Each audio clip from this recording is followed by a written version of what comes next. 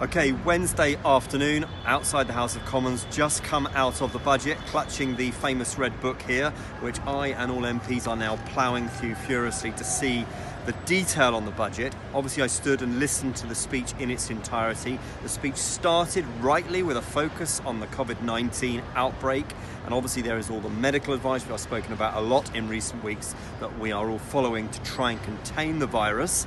And we'll see where that leads when they move into stage 2, but then of course the Chancellor set out the economic and the fiscal response to that. Now obviously he said the NHS would get the resources that it needs. That is very welcome.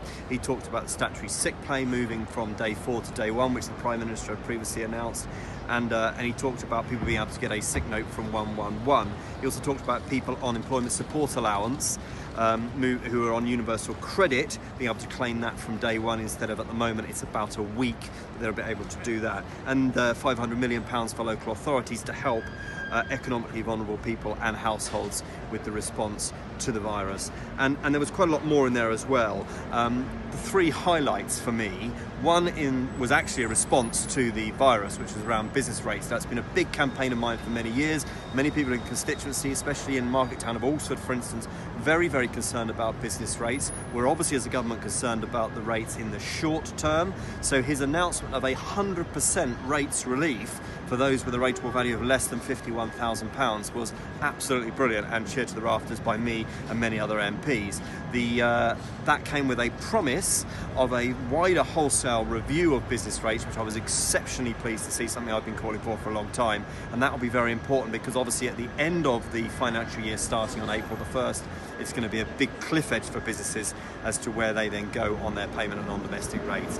A couple of other highlights for me. I think the promise to put more money in people's pockets around the national insurance threshold, a good Conservative policy. We announced in the manifesto that we'd be raising that up to 12,500 in stages. We announced today we've moved that up to £9,500 where you won't pay national insurance from this April. Very pleased to see that. A couple of other things. Very pleased to see the announcement today around plastics, and the Chancellor talked about, sorry, it's windy here in the Palace of Westminster, talked about boosting recycling and reducing plastic pollution. So there'll be a new plastic packaging tax from April 2022. I think that's really important. We need to dig into the detail of that. And generally speaking, I think the financial outlook, despite the challenges around coronavirus, is very strong. And of course, without that, we can't be investing in the public services. And that was the point the Chancellor made today. So investing in the 40 new hospitals, of course, of which Winchester Hospital will be receiving significant investment. He confirmed that in the budget today. The school funding increases was very, very welcome, and I'll be pressing on with that around special educational needs during this year.